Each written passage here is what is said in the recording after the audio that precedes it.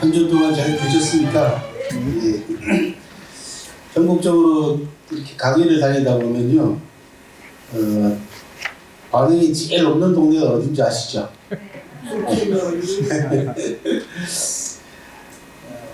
대체로 우리나라 분들이 이런 대중강연 이런 부분들에 대한 반응들이 그렇게 썩 좋은 편은 아닙니다. 근데 제일 재미없는 데는 경북입니다. 경상북도가 제일 재미없습니다. 반응도 재미없고요. 예, 조금만 민감한 얘기 나오면은 바로 인상을 쓰고 분위기가 아주 싸해지는 그런 동네가 대구 경북 지역이고요. 무반응은 뭐 단연코 충청도가 최고입니다. 지난주에 제가 사마천 사기 관계된 다른 부분들은 제 유튜브를 보십시오라고 소개까지 해드렸는데 단 한 분도 구독 신청을 하신 분이 없어요. 그래서 이거 그냥 다음 주 가야지 반응이 오려나 그런 생각을, 재미있는 생각을 해봤습니다. 지난주에는 제가 사마천 사기에 나오는 조선열전 말씀을 한 20-30분 가까이 걸쳐서 자세하게 설명을 해드렸고, 그 조선열전에 관한 더 상세한 영상은 제 유튜브에 있다라고 안내 말씀을 드렸습니다. 그리고 우리나라 지명들 가운데에서 남아있는 중국 지명들과 그 다음에 그 지명들을 좀 더 상세하게 조사하고 중국 지명들과 비교해서 앞으로 중국과의 자매결연, 중국 도시들과의 자매결연이라든지 우호도시 체결할 때 도움을 좀 줄 수 있지 않을까라는 측면에서 몇 군데 제가 예를 들어서 말씀을 드렸습니다. 보령 같은 경우는 지난번에 제가 사천성에 있는 보령 이야기를 말씀을 드렸고 똑같은 지명이 있다라고 말씀을 드렸는데, 내용상으로 놓고 보면은 오늘 이제 제가 소개해 드릴 텐데요. 전횡도라고 하는 전횡장군의 그 바닥으로 들어가서 500명 자기를 따르는 사람들과 더불어서 그 숨어 살던 섬이 있습니다. 이게 이제 나중에 전횡도라고 했고, 전횡장군이 자결하고 난 다음에 그 섬 이름을 오호도라고 합니다. 오호라는 건 감탄사죠.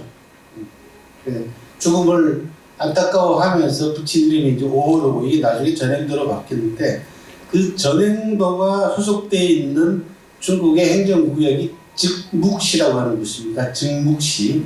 그래서 나중에 보령시에서 중국과의 우호도시 체결이라든지 자매결연을 할 때 지리상으로 보나 뭘로 보나 즉묵시하고 자매결연을 맺는 게 가장 좋지 않을까라는 생각을 먼저 해봤습니다. 그래서 그 말씀을 드렸고, 즉묵은 사마천 사기에 나오는 굉장히 유명한 도시입니다. 옛날에 춘추전국 시대 때의 즉묵시는요, 제 나라의 성 가운데서도 굉장히 이름난 성 가운데 하나였는데, 연나라하고 다른 나라 연합군, 5개국 연합군이 제 나라하고 전국시대 말기 때 전쟁이 벌어집니다.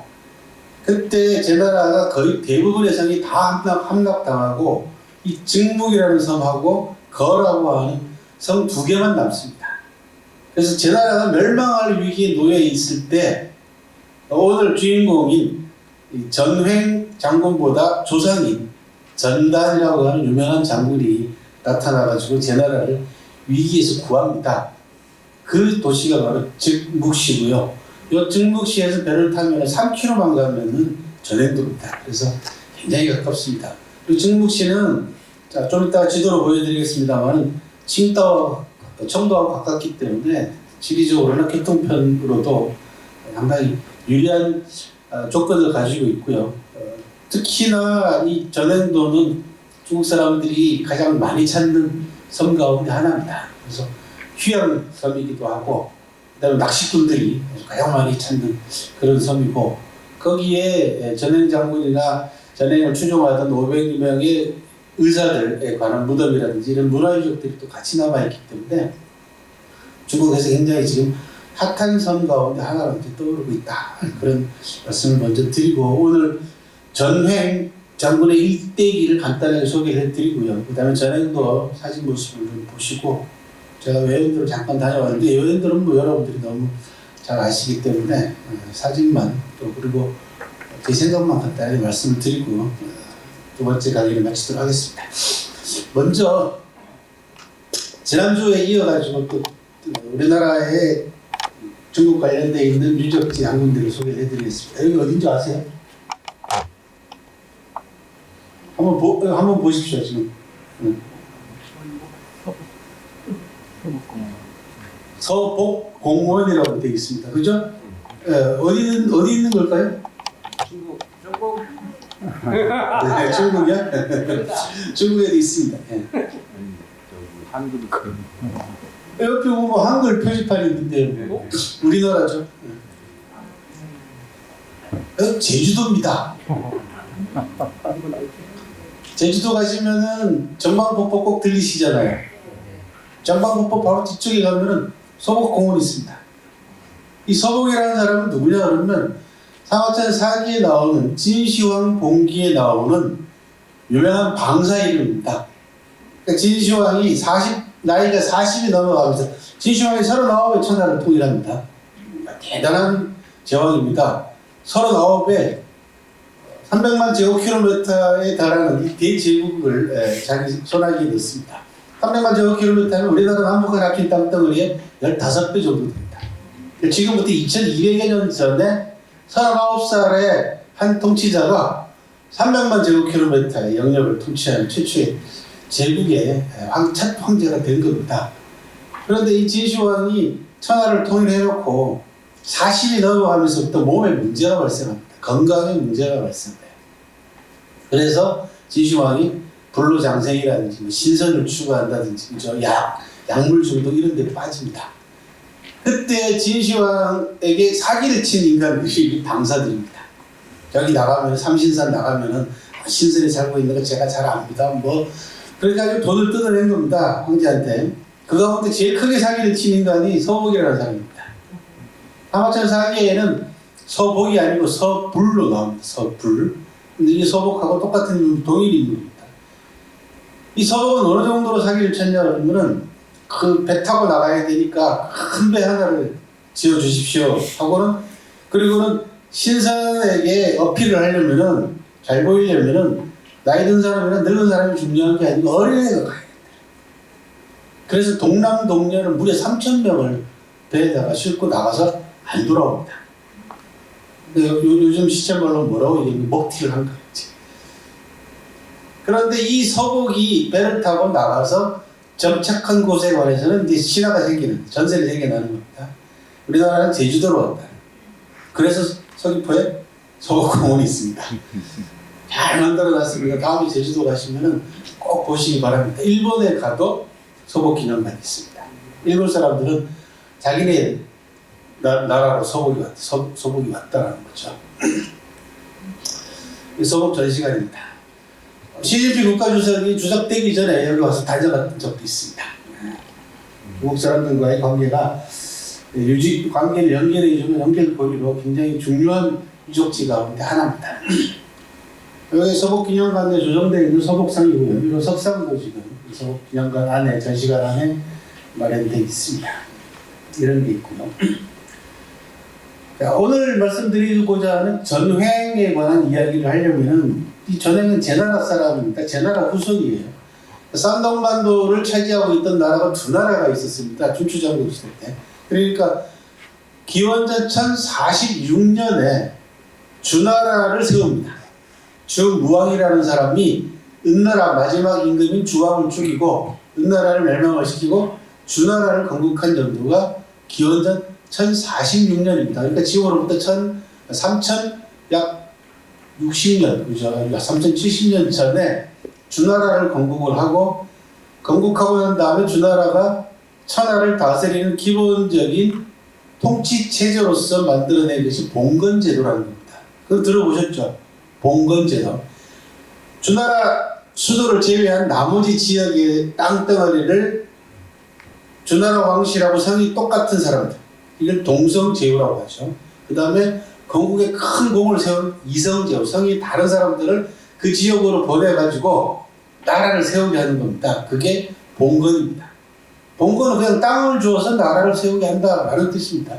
그 나라를 다스리는 사람을 후라고 불렀죠. 근데 그 후가 한 사람이 아니기 때문에 여러 제자를 써서 제후라고 하고 그들이 통치하는 나라를 제후국이라고 합니다. 거의 대부분 다 주나라 왕실과 똑같은 성인 히시성을 가진 사람이 제후가 됐는데 주나라 건국에 가장 큰 공을 세운 있던 공신 가운데 성이 다른 강씨가 한 사람이 있었어요. 이게 강태공입니다. 지금 오른쪽에 보고 계시는 저 막방의 넓은 양반이 강태공입니다. 이 강태공이山东반도 동쪽으로 와서 세운 나라가 제나라입니다. 그러니까 제나라의 처음 출발은 성씨가 강씨로 시작하죠. 그리고 이 제나라의 서쪽, 서북 쪽으로 주나라를 건국한 무왕의 동생인 주공단이라는 사람을 땅을 주어가지고 봉한 나라가 노나라입니다. 이 노나라에서 태어난 분이 공자님. 여러분들이 들어보셨던 곡부, 노나라의 도성 이름이죠. 그렇죠? 그런데 주공단은 형님을 보자 하느라고 도성에 남아있고 그 아들인 백금을 노나라로 보내가지고 노나라를 통치하게 합니다. 그러니까山东반도에는 두 나라가 있었어요. 제국이. 하나는 동쪽에 제나라와 서북 쪽에 노나라가 있었습니다. 그 가운데 오늘 여러분들한테 소개해드리는 전형과 관계되어 있는 나라는 제나라입니다. 그래서 강씨의 제나라로 출발을 해가지고 여기 보시면 전형에 관한 기록은 오늘 여러분들한테 복사물로 나눠드린 전당열전이라고 하는 사기에 나오는 열전의 대목에 나오는 인물이고요. 제나라의 역사는 강씨의 제나라, 기원전 11세기, 아까 말씀드린 기원전 1046년에 건국이 돼가지고 기원전 379년까지 존재했던 강씨의 제나라가 있고, 요 강씨의 제나라를 빼앗은 성씨가 전씨입니다. 그래서 기원전 404년부터 시작해가지고 기원전 221년까지를 망할 때까지, 제나라가 이제 제일 나중에 망합니다.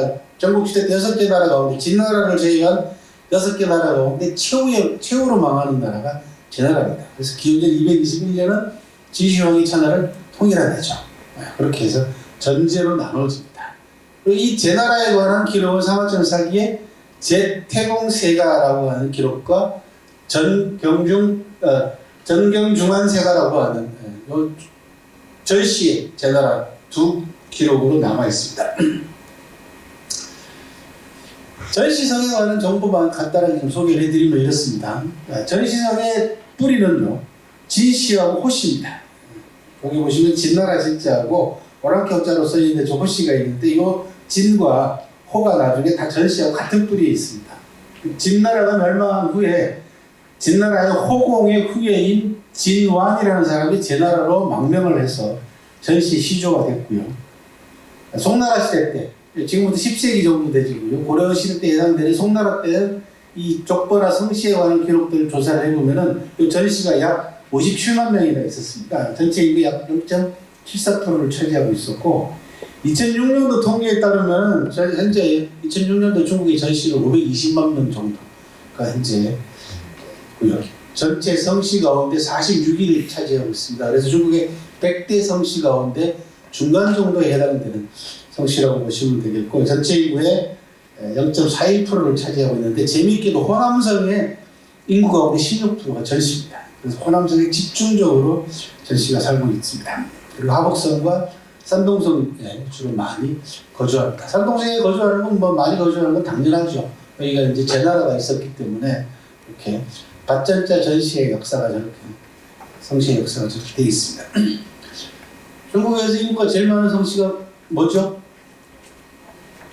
왕씨요? 네, 또요. 이씨. 중국의 4대 성씨는 그러면 왕씨하고 이씨 또 뭐가 있을까요? 예? 주요? 진씨, 김씨. 중국의 4대 성씨는요, 이씨, 왕씨, 장씨.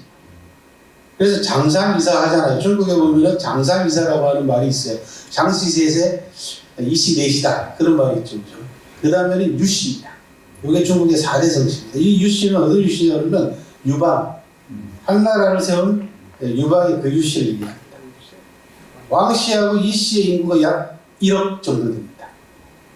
한성씨가 어마어마하죠, 그죠? 근데 이게 뭐 520만 명이나 있으면 우리나라로 따지면 520만 명 성씨면 엄청난 인구를 차지하는 그런 비중이 될 텐데 중국에 520만 하면은 46위 정도밖에 안 된다.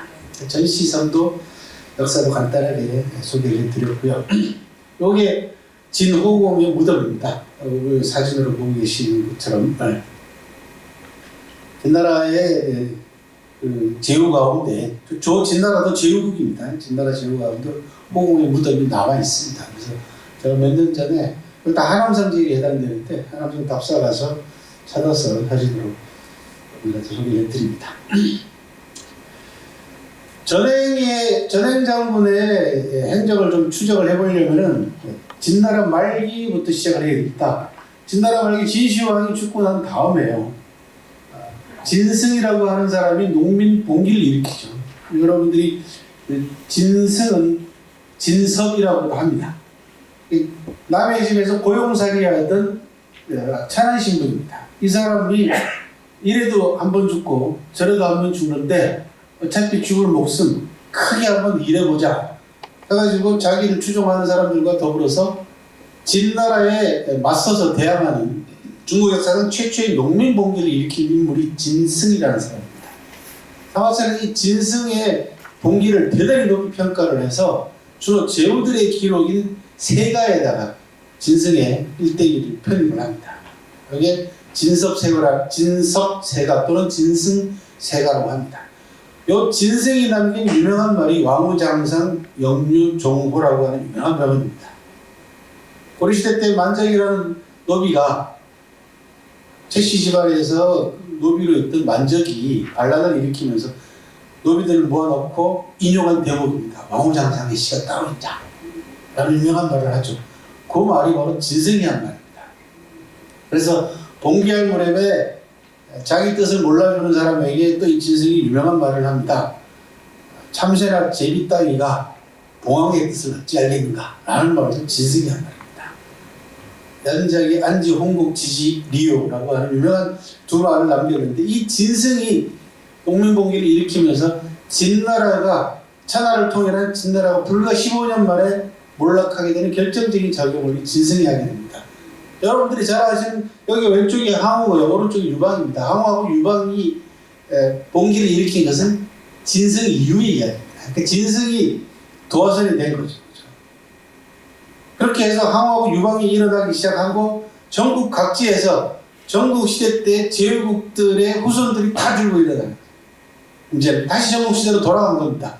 초안쟁패는 실질적으로는 항우하고 유방이 싸운 것처럼 여러분들이 알고 계시지만 초안 그 나라의 대표이긴 합니다만은 그 이면을 들여다보면은 천하를 통일했던 진나라 전체에서 옛날의 제후국들 초나라 이쪽에 제나라 옛나라 죄다다 위나라 죄다가 들고 일어났습니다. 그래서 전국시대가 재현이 됩니다. 그래서 군웅의 각축과 초안쟁패 와중에서 제나라 지역에서도 전시 그러니까 전제의 후손들인 왕들의 후손인 전시들이 왕족들이 들고 일어납니다. 그게 사마천이 기록하고 여러분들이 갖고 계시는 전담열전의 시작입니다. 그렇게 해서 시작을 하는 겁니다. 전담이라는 사람이 제일 먼저 들고 일어났기 때문에 기록의 제목이 전담열전으로 되어 있을 뿐입니다. 전담은 전행장군의 형입니다. 그래서 전담이 먼저 제나라 왕으로 옹립이 됩니다. 제나라를 다시 찾자 그 얘기죠. 진나라여가지고 제나라가 기원전 221년에 정말 맥도 못 추고 저항도 못 해보고 망합니다. 제나라를 싸우지도 못하고 망합니다. 그러니까 우리 제나라를 다시 회복해보자 라고 하는 취지에서 전담을 제나라 왕으로 옹립을 하고요. 그런데 이 전담이 진나라와의 전투에서 진나라의 장항이라고 하는 장수하고 싸우다가 결국은 패해서 사망합니다. 그랬더니 전행의 또 다른 형님인 전영이 바톤을 이어받습니다. 그리고는 전행은 무장으로 이제 활약을 하기 시작을 합니다. 초창기 때 초안쟁패 때 초창기 때 패권은 누가 지냐 그러면 항우가 집니다.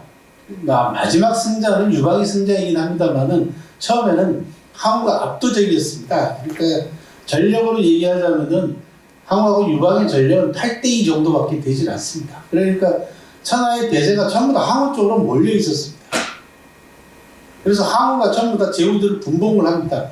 항우가 실권을 쥐고 난 다음에 전씨 가운데에서 너는 저 제나라 왕하고 너는 뭐 위나라 가운데에서는 위씨 가운데 너는 위나라 왕하고 그렇게 해서 유방은 어디로 보내냐면 저 꼴짝이 한중이라는 곳으로 섬사정 가운데 김치 들어가면 못 나오는 한중으로 보내가지고 한왕으로 보냅니다.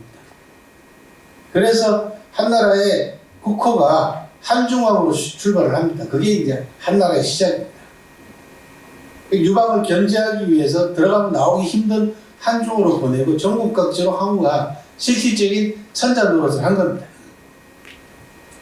그런데 초나라를 돕지 않았다는 이유를 들어가지고 전형을 왕에서 배제시켜 버립니다. 제나라 지역에 있는 백성들은 전형을 이제 왕으로 추대를 했습니다만은 실권을 항우가 장악하고 난 다음, 패권을 장악하고 난 다음에 항우가 전씨 형제들 가운데서 다른 집안의 전씨를 왕으로 봉해버린 겁니다. 그것도 제나라 지역을 전부 다 북쪽 쪽이고 동쪽 쪽이고 남쪽 쪽에 가지고 여러 명의 전씨들을 왕으로 세우는 분열 정책을 실시를 합니다. 당연히 전형은 반발할 수밖에 없죠. 자기는 제나라 옛 유민들의 추대를 받아가지고 왕이 된 사람인데 항우 초나라의 항우가 힘이 좀 세다고 다른 전씨들을 전부 다 왕으로 봉하는 바람에 자기를 허수아비로 만들어버렸죠. 그리고는 이 항우의 분봉이라고 합니다. 분봉에 불만을 품었던 위나라의 조나라의 진여라고 하는 사람하고 합작을 해가지고 항우에게 반발합니다. 무료로 이제 항우에게 대들었다 그런 얘기죠. 그랬더니 항우가 가만히 있을 리가 없죠. 항우가 군대를 내가지고 전형을 공격을 합니다. 뭐 이 전력면에서 항우를 당해낼 수가 없었기 때문에 전형이 평원이라는 곳으로 도망쳤다가 결국 그 지역 사람들에게 붙잡혀가지고 살해당합니다. 전형이. 그리고는 제나라에 가는 곳마다 제나라의 큰 도읍지 도성들마다 도시마다 항우가 지나가면서 살육을 자행을 합니다. 마치 제나라 유민들이 씨를 말리겠다는 듯이 항우가 유방에게 나중에 결국 역전패할 수밖에 없었던 가장 큰 이유 중에 하나는요, 민심을 잃어서 그렇습니다. 항우가 너무 많은 사람을 죽입니다.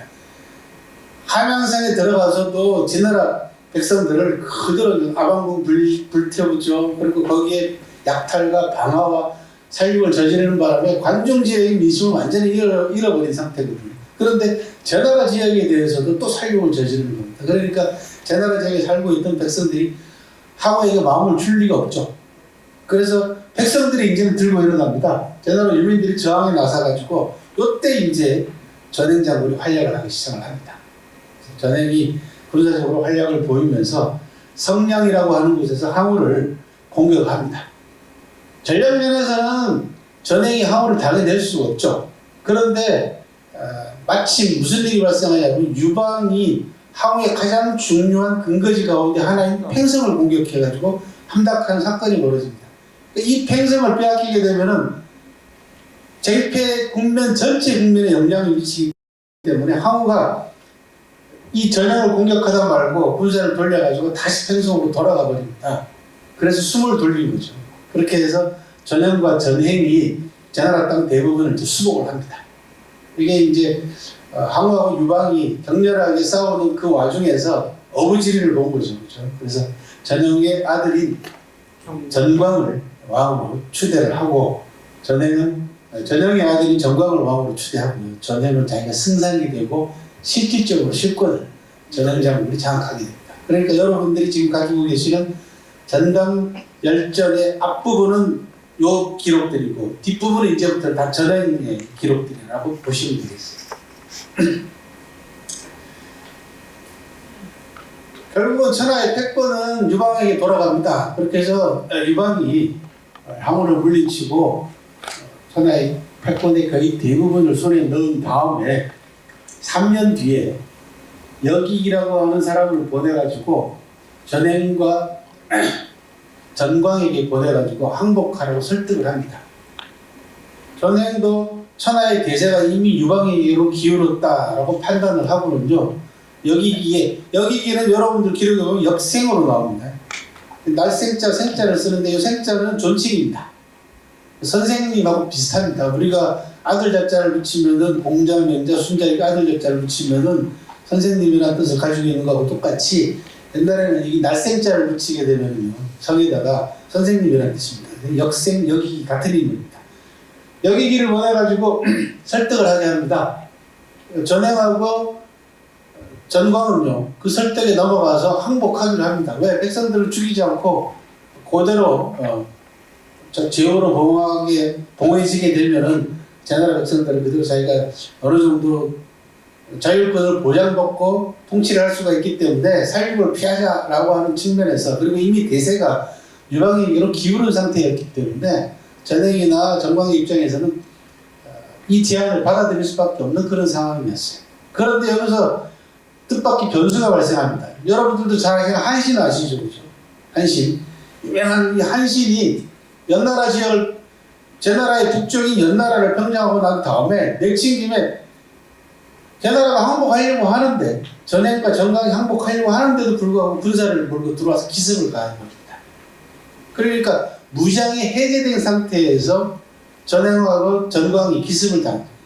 그래서 화가 나가지고 여기기를 설득하러 여기기를 잡아다가 가문사태에 넣어가지고 팽형 삶아서 죽여버리고 어쩔 수 없이 항복을 하게 됩니다. 그리고는 제나라의 왕이 누가 되냐 그러면 한실입니다.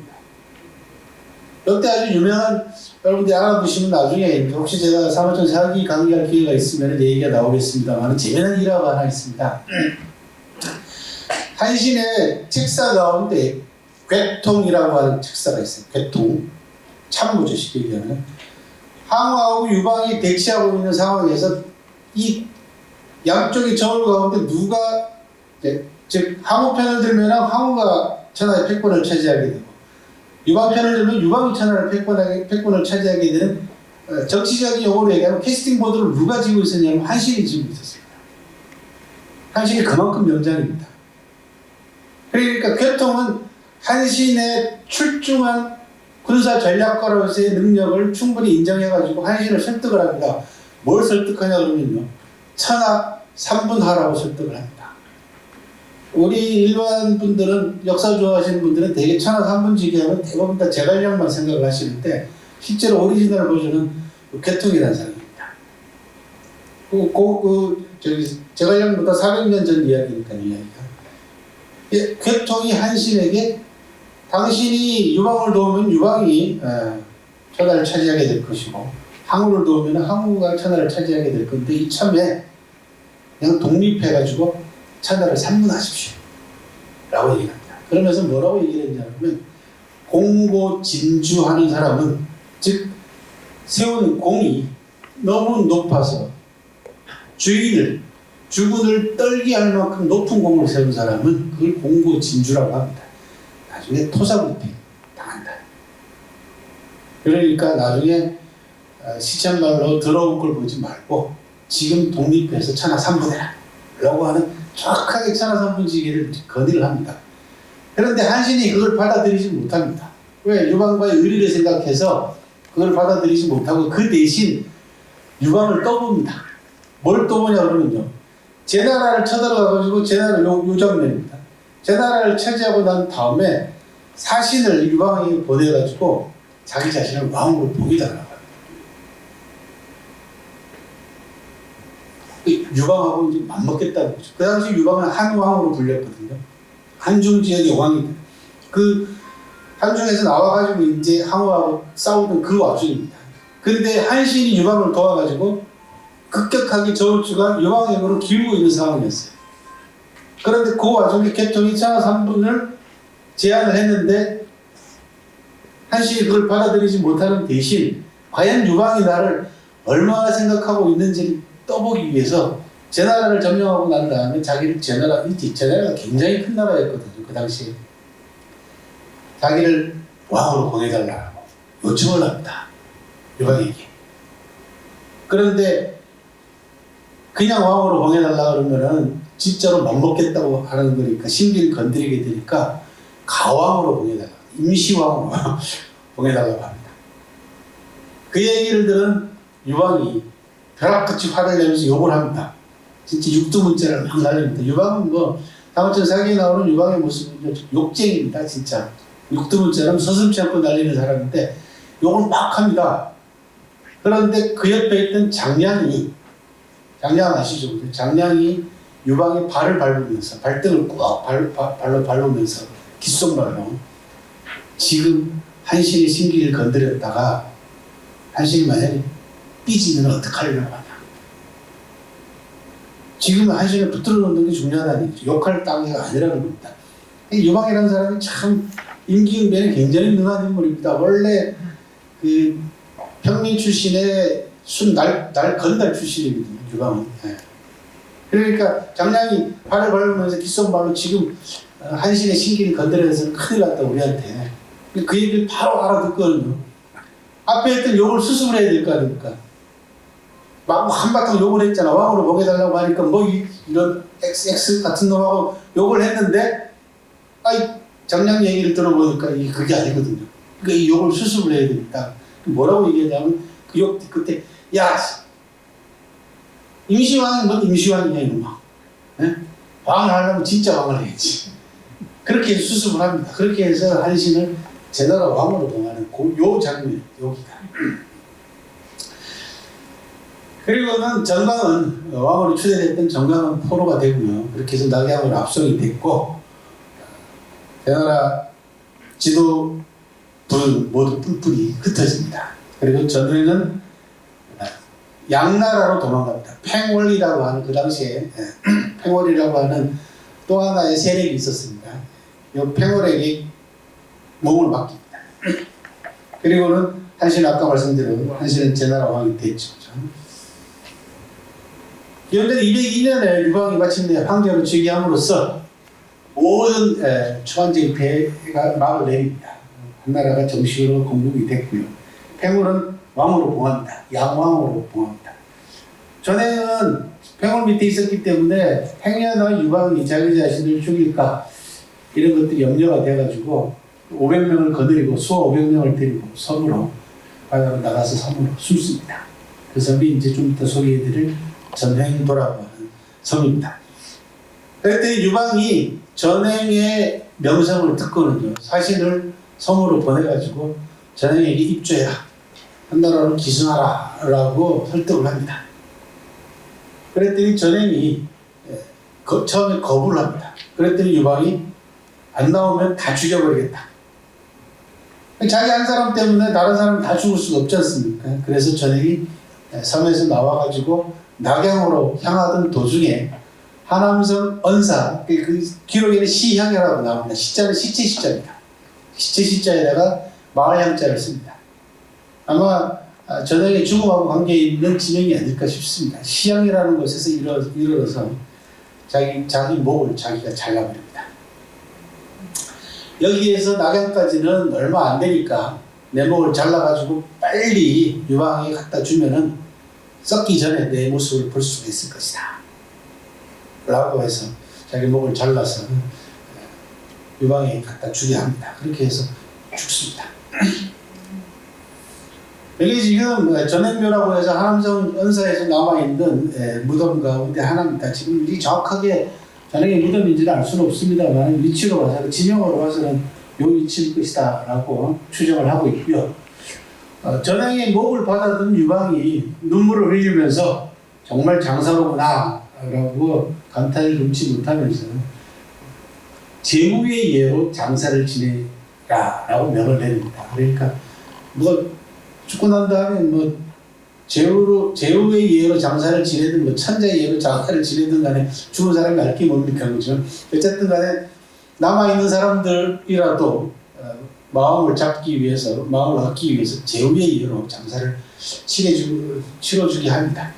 그 당시에 전행과 함께 섬에서 나와가지고 낙양을 가던 수행원 두 사람이 있습니다. 전행의 문객인데 수행 문객 두 사람이 전행 무덤 옆에서 구덩이를 파고 난 다음에 스스로 목을 찔러서 두 사람도 구덩이에 스스로 자신에서 들어가서 죽었다라고 하는 기록도 남아 있습니다. 문객 두 사람도 수행했던 두 사람도 같이 재난을 따라서 죽은 거죠. 세 사람이 죽은 셈입니다. 이 이야기를 들은 유방이 섬에 남아있는 사람도 걱정이 됐든지 사람을 보내가지고 섬에 남아있는 전행의 수하 500여 명을 회유한다. 나와라. 나와서 내가 다 잘 먹고 잘 살게 해줄 테니까 그 섬에 있지 말고 나와서 흑나라 백성이 돼가지고 살자라고 얘기를 했는데 섬에 남아있던 500명의 수하들도 전행이 자결했다는 이야기를 듣고는 따라서 모두 자결합니다. 집단 자살 사건입니다.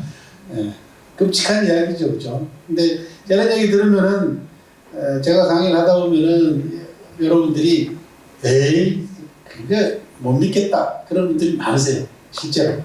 그건 500명이 집단으로 따라서 죽는 그 무슨 사이비 종교도 아니고 그런 얘기를 많이 하시는데 요 당시에 여러분들 특히 춘추전국 시대 때부터 시작해가지고 한나라 초기 때까지만 해도요, 사마천 당대까지만 해도 생사관이 지금 현대인들의 생사관하고는 많이 달랐습니다. 굉장히 많이 달랐습니다. 사마천 사기에 보면요, 제가 정확한 통계는 못 냈습니다만 전체적으로 사기를 읽고 체크하고 밑줄을 쳐가지고 통계를 내본 결과 사마천 사기에 나오는 자살 대목만 한 200군데 정도. 자결하는 대목만. 그 가운데 절반은 대개 반역을 꾀하다가 실패해서 죽은 케이스고, 뭐 이런 케이스는 여러분들도 충분히 어차피 죽을 목숨, 그죠? 반역을 꾀하다 실패했기 때문에 자결하는 거는 뭐 그런 대로 받아들이시는데, 그 밖에 절반 가까이의 자결들은 누군가에 의해 가지고 자기 자존심이 세게 상했거나 또는 내가 잘못해가지고 상대편을 죽게 만들었거나 또는 나와 의리를 지키는 사람이 죽었거나 이럴 때 같이 따라 죽거나 하는 자결 작품들이 굉장히 많습니다. 그래서 자결 자체를 죽음의 보편적인 하나의 형태 가운데 하나로 그냥 긍정했던 그런 시기였습니다. 그래서 500명이 따라 죽은 것도 여러분들이 오늘날 보기에는 말도 안 되는 얘기 같지만은 뭐 거짓말은 아닌 걸로 이제 보입니다. 여기까지가 전행과 관계되어 있는 기록을 여러분들한테 간략하게 요약을 해드린 부분이고, 자세한 것은 여러분들이 받으셨던 그 전담열전 내용이 전행과 관계되어 있는 기록의 전부고요. 아까 말씀드린 대로 제나라 역사와 엮어서 한번 공부를 하시려면 제태공세가하고 전경중환세가라고 하는 제나라의 강씨의 제나라하고 전씨의 제나라 역사를 같이 보시면 되겠습니다. 전행이 죽고 난 다음에 그 이후에 후대에 다양한 이야기들이 나옵니다. 전설도 생겨나고 그 다음에 유적지들도 생겨납니다. 일단 가장 중요한 건 무덤이죠. 그렇죠? 무덤은 아까 말씀드린 대로 하남성 언사 수양산 아래쪽이 아까 시향이라고 하는 곳이 아까 보셨다시피 비석밖에 없습니다. 묘비만 남아있고요. 그 다음에 산동성 최평현 고안현이라고 하는 곳에도 전형이 묻어 있다라고 전해주고 있습니다. 뭐 중국도 우리나라하고 별반 사정이 다르지 않아가지고요. 중국이 내수시장이 활성화되면서 관광객들이 많이 생겨나면서 이 여기가 누구 고향이다 가지고 시비가 많이 붙습니다. 그래서 어떠한 유명한 인물, 역사적으로 굉장히 이름을 크게 남겨놓은 인물이 거기서 태어나가지고 거기서 성장하고 거기서 죽으면 문제가 없는데 이 양반이 막 돌아다니잖아요, 그죠? 뭐 강태공 같은 인물은 제나라의 시조니까 제나라에서 죽었죠, 당연히. 그래서 제나라의 수도인 산동성 임치라고 하는 곳에 가면, 치박시 임치에 가면은 강태공과 관계된 유적이 제일 많이 남아 있는데, 무덤은 하남성에도 있고요. 그 다음에 저 섬수성, 왜? 주나라가 시작된 섬수성 기산이라는 곳에도 강태공의 유적지가 남아 있습니다. 강태공이 낚시하는 곳이라든지 이런 부분들이. 그래서 현재 중국이 우리나라 지자체들과 마찬가지로 관광객들을 끌어들이기 위해서 유명한 인물들하고 관계되어 있는 곳은 다 개발합니다. 그래서 전국 곳곳에 유명한 인물들의 무덤이나 공원이나 사적지들이 현재 서로 우리처럼 싸우는 경우가 많습니다. 한때 전라남도 장성하고 강원도가 홍길동을 놓고 뭐 논쟁을 벌이고 난리를 쳤던 적이 있지 않습니까? 이제 그런 케이스처럼 주도권을 놓고 종종 다투는 경우들이 꽤 있습니다. 전행도로 아까 말씀드린 대로 500의사묘가 있고요. 청도시가 시문물 보호 단위로 지정을 했습니다. 여기는. 그리고 전행 사당이 전행도 안에 조성이 돼 있고요. 그 다음에 산동성 복례라는 곳에는 전행산도 있고 전행체라고 하는 우리 산체 할 때 전행체도 있고요.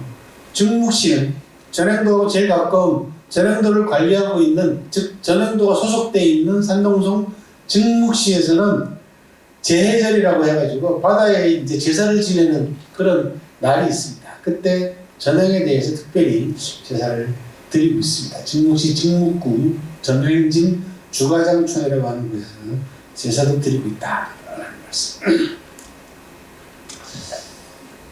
산동성 지역입니다. 이거는 제가 그 답사가 다닐 때 만들어 놓은 지도인데요. 잘 보시면 알겠지만 여기 전형도 여기 있습니다. 전형도 여기 있고 증묵이 여기 있고 칭도는 여기 있죠. 청도에서 전형도까지는 뭐 한 40km 가까이 배를 타고 가야 되고 이 증묵에서는 바로 3km입니다. 그래서 아주 가까이 있다. 그리고 아까 지난주에 잠깐 보여드렸다시피 우리 회원들은 이쪽에 있습니다. 그죠? 멀지 않습니다.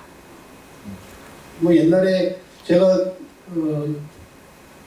지역사회에 계신 분한테 얘기 듣기로는 외연도에 가면은 뭐 중국이 보인다고 그런 얘기도 나왔으니까요. 그죠?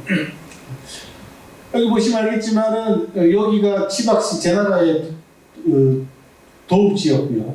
여기 서쪽으로 여기 제남시가 있고 서쪽에 가면 태산이 있고 아까 전에 이제 서북이라고 했는데 그게 아니고 서남이네요. 이 곡부가 노나라입니다. 그렇죠? 이쪽 지역은 전부 다 제나라 지역이고 이쪽 지역이 노나라 지역이었다. 그렇게 보시면 되겠습니다. 뭐 산동성은 지금 중국에서도 가장 인구가 많은 성 가운데 하나입니다. 주로 해안가 지역은 잘 살고 경제적으로도 크게 발전한 곳이긴 합니다만 이 내륙 지역은 아직까지 개발할 여지가 많은 곳이고 인구는 약 1억 정도 됩니다. 산동성 인구가. 그래서 우리나라하고 굉장히 가깝기 때문에 산동성하고의 교류관계만 제대로 잘 유지를 해도 이 서해안 쪽에 있는 우리나라의 도시들 있잖아요. 그래서 저 인천부터 시작해가지고 서해안 쪽으로 쭉 가는. 그래서 제가 저는 지금 현재 살고 있는 곳이 전남 영광입니다. 그쪽이 고향은 아닙니다만은 그쪽에서 대학에서 이제 교편을 잡다 보니까 전남에서 한 20년 살고 있습니다. 그래서 전라남도 와가지고 제가 늘 강조했던 것 중에 하나가 뭐였냐면 무안공항이 있는데 이 무안공항의 활성화가 굉장히 앞으로 서해안 시대에 대단히 중요한 역할을 할 것이다라는 얘기를 여러 차례 했습니다만 안타깝게도 사드 이후로 그렇죠. 관계가 끊어지는 상태, 그 다음에 코로나 때문에 또 현재 막혀있는 그런 상태이긴 합니다. 뭐 어느 쪽도 보령도 마찬가지고 요 밑에 있는 군산도 마찬가지입니다. 중국과의 관계에 있어서 이 산동성 지역은 대단히 중요한 지역이다. 그런 말씀을 드리고 이 중요한 지역에 보령과 외연도 그다음에 전행 이런 연결고리들이 있다라고 하는 그런 말씀 굉장히 중요한 의미를 갖는다라는 말씀을 드리고 싶네요. 여기가 전행도 가기 위해서 배 타는 곳입니다. 요런 조그만 배, 우리 얘기하는 쾌속 보트 있죠, 그죠? 빨리 가는 배, 요런 거 타고 얼마든지 가면 저깁니다. 바로 눈앞에 보이는 거죠. 빨리 보입니다. 보기만. 저거 타고 3km니까 빠른 거 타고 쾌속정 타고 갔더니 뭐 10분도 안 걸립니다. 그래서 여기가 전행도입니다. 전형적인 휴양 도시입니다. 여기 휴양성입니다. 중국 사람들이 너무 따뜻한 곳이기 때문에 여러분들 잘 아시다시피 칭다오는 맥주로도 유명한 곳이고 독일의 조차지였지 않습니까? 그래서 서양물을 일찍부터 받아들였고 별장부터 시작해가지고 휴양 가는 곳이 굉장히 많은 곳이고 이쪽 지금 낚시를 비롯해가지고 기후 이런 부분들이 굉장히 좋기 때문에 휴양지로 이제 각광을 받고 있는 중이다. 전행도의 랜드마크입니다. 이게 전행장 공상입니다. 전행도의 가장 중요한 상징적인 조형물이 되겠죠. 지금 제가 말씀드린 이 전씨 집안 사람들입니다. 처음에 제나라를 복원하고자 들고 일어났을 제일 먼저 왕이 됐던 전단이죠. 그 이후에 전씨들이 왕이 됐거나 아니면 같이 도와가지고 항우에게 저항하고 그 다음에 유방에게 저항했던 인물들이 다 전씨 집안 사람들. 이건 사랑입니다. 전행이 사랑이고요. 여기 500의사묘입니다. 집단 자결한 500명의 사람들을 한데 모아서 무덤 하나로 조성한 500의사묘가 되겠습니다. 저는 그 작년에 외연도를 다녀오기 전에는 훨씬 몇 년 전에 전행도를 먼저 갔다 왔습니다. 외연도에 전행사랑이 있다라는 말만 들었지 가보지 못하고 있다가 전행도를 먼저 다녀오고 난 다음에 한년도 보령문화원의 강의 요청 때문에 전행도를 제가 답사를 아주 날씨 좋게 아주 정말 가서 하룻밤 자고 그리고 한 바퀴 돌고 왔습니다. 그러면서 자료를 조사해 보니까 녹도에도 있고요. 어청도에도 있습니다. 어청도에는 치동묘라고 해가지고 전행사당이 있고요. 녹도에도 전웅장군이라고 그렇게 해서 또 사당이 있습니다. 그래서 이쪽 지역에 거의 멀지 않은 서해안 쪽에 세 군데 섬에 모두 전행과 관계되어 있는 사당과 또는 제사 풍습이 남아있는 이유가 뭘까 이런 부분들을 이제 고민을 안 할 수 없지 않습니까? 그래서 저는 원장님과 말씀을 나누면서 어떤 얘기를 했냐 그러면 이 중국의 어부들과 우리나라 어부들이 고기 잡으러 나왔다가 서로 교류하고 만날 가능성이 크죠, 그죠? 또는 중국의 어부들이 이제 표류를 하거나 배가 돌아가지 못하고 우리나라로 이제 정박하는 불시착하는 경우라든지 뭐 이런 다양한 경로를 통해서 전행장군의 사적이 또는 전설과 설화들이 우리나라로 전해지면서 특히 이제 뭐 바다 쪽에 있는 분들은 수의 신들 뭐 안전을 책임지는 이런 부분들이 굉장히 중요하지 않습니까? 그래서 그런 이야기를 들으면서 이 전행장군에 관한 설화들이 신화화되면서 우리 쪽에도 들어와서 풍어와 더불어서 안전을 기원하는 데 수호의 역할로 사당을 만들어서 제사를 지내고 하지 않았을까라고 이제 추정을 해서 말씀을 드렸고요. 실제로 외연도에 있는 전행사당 같은 경우는 뭐 1930년대에 만들어진 일제시대 때 만들어진 거라고 하는 기록밖에 남아있는 게 없고 그런데 오늘 제가 답사를 하다 보니까 우리 원장님께서 계경 장군이라고 하는 임진왜란 때 우리나라에 구원병을 보내준 수군 장군의 비석 가운데에서 이게 나중에 이제 계경 장군을 기리기 위해서 조선 왕조가 만들어 놓은 비석이죠. 그 비문을 작성한 비문 내용 가운데 전시 500인이라고 하는 대목이 나옵니다. 그 전시가 바로 전행장군의 500의사를 얘기를 하죠. 그런 걸로 봐서 더더군다나 비문을 작성한 분이 이고장 분이에요. 그래서 작성한 분은 적어도 임진왜란 이전에 이 지역에 전행이라고 하는 인물이 알려져 있었다라고 하는 거죠. 사랑이 구체적으로 임진왜란 이전에 뭐 어디에 들어서 있었다라는 기록은 찾을 수는 없습니다만은 개연성이라는 거죠. 충분한 전행장군에 관한 설화라든지 전설이라든지 이런 부분들이 이미 임진왜란 이전에 우리나라에 전해졌다.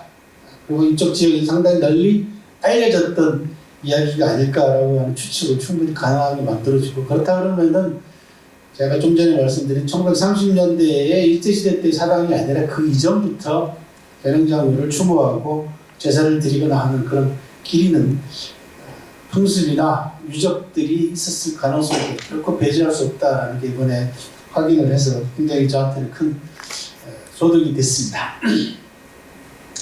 뭐 우리나라 전체를 놓고 보면은 외연도가 여기고 전행도가 여기입니다. 실제로 멀리 떨어져 있지 않은 곳이고 제가 살고 있는 영광만 해도 중국에서 배가 오다가 표류하게 되면은 법성포로 가는 곳으로 흘러들어올 가능성이 크다고 합니다. 해류 전체적으로 놓고 봤을 때. 그래서 법성포함에 여러분들이 국사 시간에 배우셨던 백제불교의 도래지입니다. 백제 침류왕 때 마라난타라고 하는 존재가 백제불교를 전해줬다고 얘기하지 않습니까? 그게 백제불교의 시작이라고 얘기하는데 영광 사람들은 그 마라난타가 법성포로 왔다는 겁니다. 그래서 그쪽에 가면 법성포에 가면은 백제불교 도래지라고 해서 마라난타 유적을 만들어 놨어요. 실제로 동진에서 말아놨다가 대개 이제 항주나 이쪽에서 배를 타고 건너온 걸로 이제 보이는데 그 당시 백제 수도는 서울이었지 않습니까? 한성이었단 말이죠. 그리고 말아놨다가 백제의 불교를 접하기 위해서 백제로 건너오려고 마음먹었다면 인천 쪽으로 들어오는 게 맞죠. 그런데 왜 영광 쪽으로 갔냐? 이게 해류에 따라가지고 글로 잘못 가는 거죠. 왜 마라나타는 침략을 만나거든요. 왕이 직접 나가서 맞이했다. 그렇게 기록이 되어 있습니다. 그러면 영광 법성포 지역으로 왔다 그러면 거기서 육로로 다시 한성으로 백제 수도인 한성으로 올라가서 임금이 나와서 맞이했다라는 거죠. 그럼 여기는 불시착이죠. 그러다 보니까 불갑사를 비롯해서 마라나타와 관계되어 있는 설화나 이런 부분들이 영광에 남아있을 수밖에 없는 것이고 가장 합리적인 것은 역시 해리다. 물길 자체의 흐름 자체가 그 당시에는 법성포 쪽으로 흘러 들어왔을 가능성이 커 보이고 전행장과 관계되어 있는 다양한 전설과 설화와 이런 부분들도 처음 제가 말씀드린 대로 한중간의 어부들이 서로 만나서 교류하거나 또는 불시착하거나 이런 부분들을 통해 가지고 건너왔을 가능성이 크고 또 하나는 임진왜란이 우리나라에서 굉장히 중요한 의미를 가집니다. 무슨 의미를 가지냐 그러면 국난이라고 하는 나라 전체가 망할 뻔한 엄청난 국난을 겪고 난 다음에 우리나라의 백성들, 민중들 사이에서는 백성들의 삶과 안전을 지켜줄 수 있는 존재에 대한 갈망이죠. 그래서 임진왜란 이후에 우리나라에 들어온 중국의 인물 가운데 가장 유명한 인물은 관우입니다.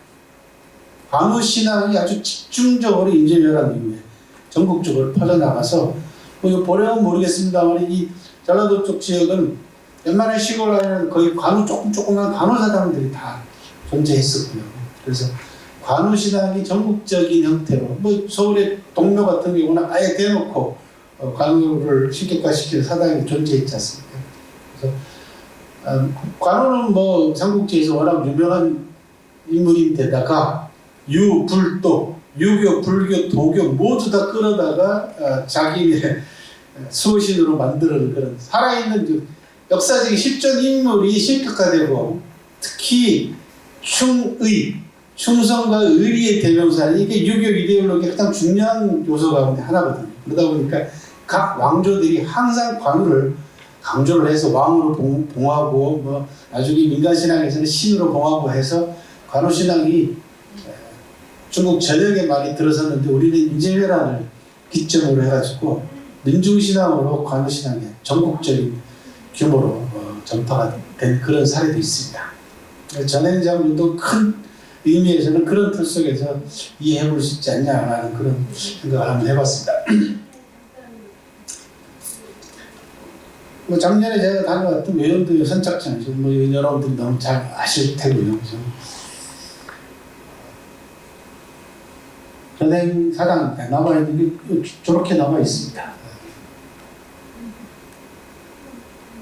안에 위패를 모셔놓은 모습을 문틈 사이로 찍었습니다. 다행히 사진이 그런 데로 나와서 다행이고요. 이거는 전공사당기라고 해가지고 사당을 만들 때 간략하게 한문으로 기록을 해놓은 그 기록이 남아있습니다. 지난주하고 이번 주 두 차례에 걸쳐가지고 여러분에게 사마천 사기 얘기 간단하게 말씀을 드렸고 그 다음에 우리나라 보령에서 제가 특별 강의를 하다 보니까 보령하고 중국과의 관계 문제 이런 부분들을 사마천 사기를 전문적으로 여러분들한테 강의를 해드릴 기회를 갖지 못했습니다만 다음에 또 기회가 되면은 사마천과 사기에 대한 이야기를 집중적으로 할 기회가 있었으면 좋겠다라는 말씀을 드리고요. 사전에 혹시 여러분들이 사마천 사기에 대한 내용을 좀 알고 싶다, 정보를 좀 얻고 싶다 하면은 지난주 말씀드린 대로 제 유튜브에 들어가시면은 사마천 일생 제 유튜브 영상들이 되게 깁니다. 기본이 50분짜리고요. 긴 건 3시간짜리 이런 것들이 있으니까 시간 나실 때 사마천의 일생과 사기하면 이게 한 3시간 50분짜리 영상입니다. 그러니까 한번 보고 나시면은 사마천과 사기에 관한 기록들, 그 다음에 요즘 경제 문제가 굉장히 핫 이슈가 되고 있는데 사마천 사기 가운데에서 가장 저주받은 걸작이라고 제가 평가를 했던 화신절전, 부자들 이야기, 이런 다양한 중국에 관한 정보와 사마천에 관한 이야기들이 있으니까 참고하시기 바랍니다. 오늘 여러분들한테 전횡과 전행도 그리고 외연도에 관한 이야기를 간단하게 말씀을 소개를 해드렸습니다. 궁금하신 게 있으면 질문을 받고 마치도록 하겠습니다. 하실 말씀 있으면 하십시오.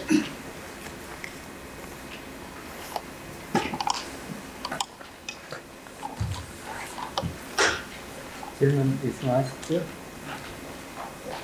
말씀 없으세요? 예, 말씀하십시오.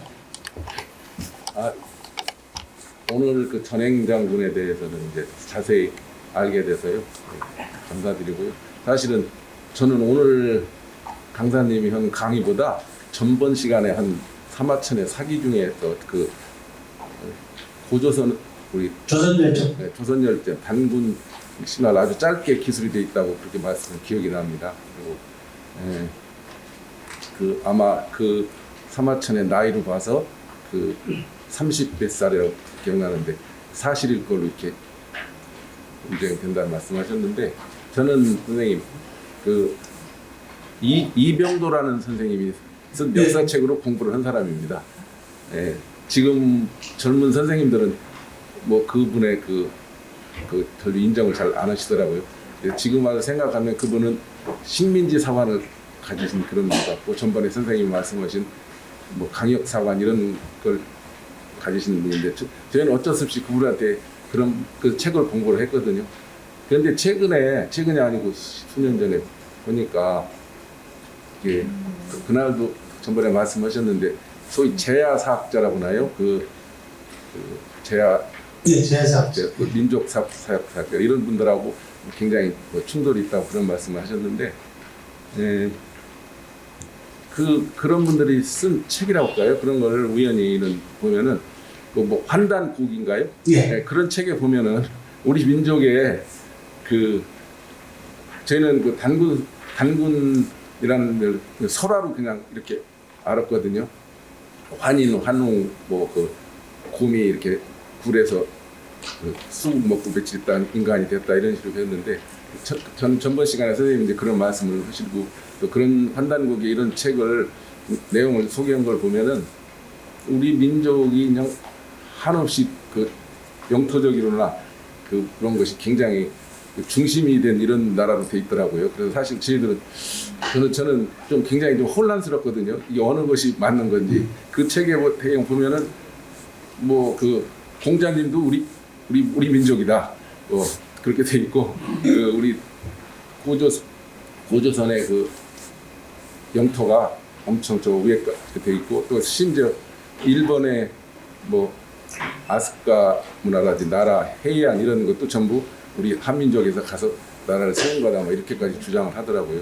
그래서 상당히 그 역사에 대한 가치관이 굉장히 혼돈스러운데요. 거기에 대해서 좀 말씀하실 거 있으면 좀 부탁드리겠습니다. 제야사학자들이 모두 민족주의 사학자들은 아닙니다. 굉장히 성분이 구성되어 있는 부분들의 성격이 굉장히 복잡합니다.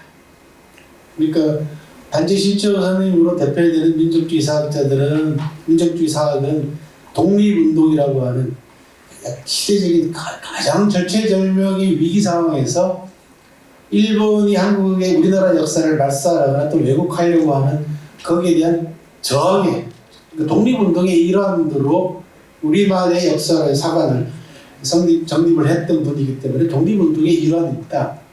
그런데 오늘날 제야사학자들 가운데서 소위 얘기하는 환단고기를 비롯해가지고 단군 조선이 뭐 저 중앙아시아까지가 뻗쳐 있었고 이런 황당무계한 주장을 하는 사람들하고 단죄선생하고는 별개입니다. 그건 일단 하나 말씀을 드리고 싶고요. 또 흥미롭게도 그런 제야사학자들 우리 흔히들 뭐라고 이게 환빠라고 이렇게 놀립니다. 한단고기에 빠져 있는 사람들이다 그래서 이런 분들은 또 극우하고 통합니다. 재밌게도 민족주의 가운데서도 아주 극단적인 민족주의하고 통하는 분들이라서 이거는 좀 구별을 하시고 들어갔으면 좋겠다라는 거고 또 하나는 이제 똑같습니다. 제가 지난주에 무슨 말씀을 드렸냐면 강력 프레임에 걸렸다 그런 말씀을 드렸잖아요. 환단고기를 비롯해가지고 제약사학자들이 강력에 그렇게 집착하는 가장 큰 이유 중에 하나 또 따지고 올라가면 일본이 만들어놓은 한사건부터 시작하는 소위 요 땅덩어리 프레임에 딱 걸려들어가지고 서로 싸우고 있다라는 부분을 좀 하나 말씀을 드리고 싶고요. 두 가지만 말씀을 드릴게요. 하나는 첫 번째, 그렇게 주장하는 소위 환단고기류의 그런 주장을 하는 분들에게 저는 이렇게 얘기합니다. 간단하게 얘기합니다. So what? 그래서 그것이 오늘날 우리 역사를 연구하는 데 있어서 어떤 도움을 줄 것이며 국민들에게 어떤 의미를 가지는가라는 부분에 대한 어떻게 하자는 얘기입니까? 그래서 굉장히 그쪽 지역에 해당되는 지역에 살고 있는 나라들이 지금 때로는 굉장히 반발하고 한국의 그런 부분들에 대해서 거부반응을 일으킵니다. 최근에 중앙일보에서 연재했던 우리나라의 신용화 교수가 하는 분은 저 불가리아도 우리나라에 네? 네. 건너갔다. 이거 굉장히 위험한 왜? 한번 생각을 해보십시오. 적절한 조건이 갖추어져 있는 곳에는 어느 나라하고 간에 거기서 사람이 삽니다. 우리나라도 구석기가 있고 칠석기가 있었지 않습니까? 식민사관의 또 하나의 가장 큰 문제가 뭐냐면 자꾸 바깥에서 왔다는 겁니다. 맨날 기만민족설부터 시작해가지고 민족 이동설이잖아요. 그죠? 청동기 주체가 철기 주체로 바뀌는데 다 외국에서 왔다는 거죠. 이게 식민사관의 특징 가운데 하나입니다. 왜? 우리의 자체 발생과 자체 발전을 부정하고자 하는 거예요. 우리도 구석기 때 시대 때부터 사람을 살았지 않습니까? 그럼 여기 살고 있는 우리 그 사람들이 우리 지금 우리 민족의 주체죠. 그들의 주권과 그들의 의식은 전부 다 말살한 채 무조건 외부에서 와가지고 무슨 철기 문화의 충격을 청동기 문화의 충격을 이런 얘기를 한다는 거예요. 자체 발전을 부정하는 겁니다. 거꾸로 지금 일제시대 때 식민사관의 영향을 받아가지고 그 사관으로 남의 나라한테 막 강요를 하는 거예요. 불가리아도 우리나라 한국에서 건너간 사람들. 이런 식으로 얘기합니다. 그게 두차 말씀드리지만 강력 프레임에 이제 걸려들은 가장 대표적인 사례 가운데 하나고 또 하나는 이제 국사 또는 역사 교육기 문제였다라는 거죠. 그래서 해방 이후에 청산되어야 됐을 식민사과 식민사관의 잔재가 청산되지 못한 채 서울대학교의 국사학과가 그대로 세워지고 그 국사학과의 최초의 교수가 식민사학자인 그게 이명도 선생이 국사학과를 끌고 감으로써 식민사관 자체가 청산될 수 있는 기회를 놓쳐버린 것. 이것도 대단히 중요한 문제 가운데 하나죠. 그리고 무엇보다도 역사교육에 있어서 심각한 문제는 역사 수업 시간에 질문을 없애버린 겁니다. 저는 그렇게 생각합니다. 가장 중요한 문제가 국사 시간에 뭐 질문하려고 그러면 그냥 외워라 임마 부터 시작했어. 그죠? 그리고 뭐라고 얘기합니까? 그때 선생님 그때 만약에 이랬으면 어떻게 됐을까요? 만약이라고 하는 질문을 하면 선생님은 뭐라고 얘기해요? 야 임마 역사에는 가정이란 없어. 또 이럽니다. 그 질문이 맥히면은 그냥 외워라. 네? 역사 수업 시간만큼 의문을 많이 가져야 되는 시간이 없습니다. 그래서 두 가지 질문이 항상 따라가야 됩니다. 역사 시간에는 why, 왜라고 하는 것과 if, 만약이라고 하는 질문이 따라 나와야 됩니다. 그래야지 가정을 해야만이 상황에 있어서 변수가 작용을 함으로써 변화를 주지 않습니까? 역사라는 게 여러분들이 역사를 공부하시면 두 가지 선물을 저절로 얻게 됩니다. 역사 공부 많이 하십시오. 그러면은 살아나가는데 굉장히 큰 도움을 받습니다. 하나는 뭐냐 하면 상황 대처 능력입니다. 왜? 역사라는 게 수천 년 동안, 수만 년 동안 수많은 사람들이 살아온 경험이지 않습니까? 경험의 축적이죠. 그러니까 그 경험에서 얼마나 많습니까? 무진장하게 많다는 거죠.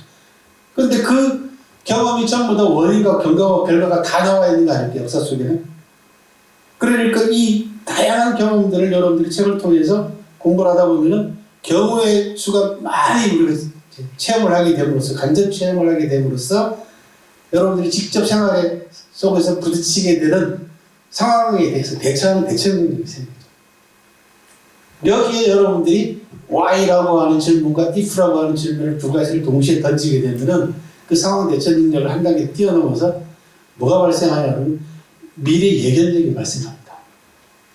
앞날을 내다보는 힘이 발생합니다. 아마 저는 뭐라고 얘기를 했냐면 술왕사 지례자라고 하는 유명한 6글자를 남깁니다.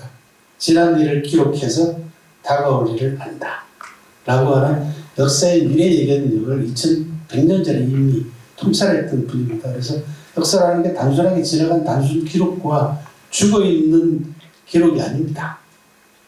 실질적으로 현재의 나를 비춰보는 모습이고 미래를 예견할 수 있는 보물창고와 같은 것이 역사다라는 그런 말씀을 드리고 싶습니다. 그런 공부가 우리 수업 시간에, 국사 시간에, 역사 시간에 그게 안 됐기 때문에 자꾸 이런 갈등들이 생겨나는 요인 가운데 하나가 아닐까 그런 생각을 해봅니다.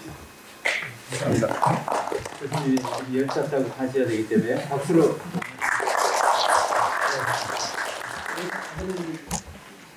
또 하실 말씀 있으세요?